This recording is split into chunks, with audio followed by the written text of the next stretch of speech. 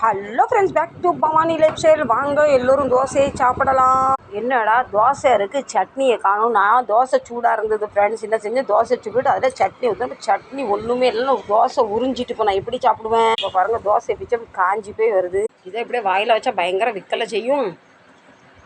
காஞ்சி போச்சு, தோசையும் காஞ்சி போச்சு, சட்னியெல்லாம் உறிஞ்சி போச்சு, தொண்டையில் அடைக்குது. இப்போ நான் என்ன செய்யட்டும்? வாங்க, நம்மள்ட்ட ஐடியா இருக்குது. வல்லவனுக்கு புல்லும் ஆயுதம்.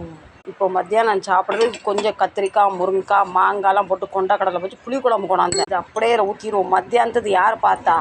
அடுத்த செகண்ட், அடுத்த நிமிஷம் யாருக்கு என்ன நடக்கும், எனக்கு என்னன்னு தெரியாது. என்ன ஃப்ரெண்ட்ஸ், நான் சொல்கிறது கரெக்ட் தானே? தோசையும் புளிக்குழம்பும் உண்மையிலே டேஸ்ட்டாக இருக்குது. இவ்வளோ இருக்குது, இது மத்தியானத்துக்கு வச்சுக்கலாம். நிறைய பேர் எங்கள் சொந்த வீடு இருக்குது, பேங்க் பேலன்ஸ் இருக்குது, கோடி இருக்குது, கம்தானி இருக்குதுன்னு சொல்கிறாங்க. ஆனால் நம்ம உடம்பே நமக்கு சொந்தம் இல்லை. நம்ம உசுறு நம்ம உடம்புல வாடகைக்கு இருக்குது. என்றைக்கு அந்த காற்று வெளியே போது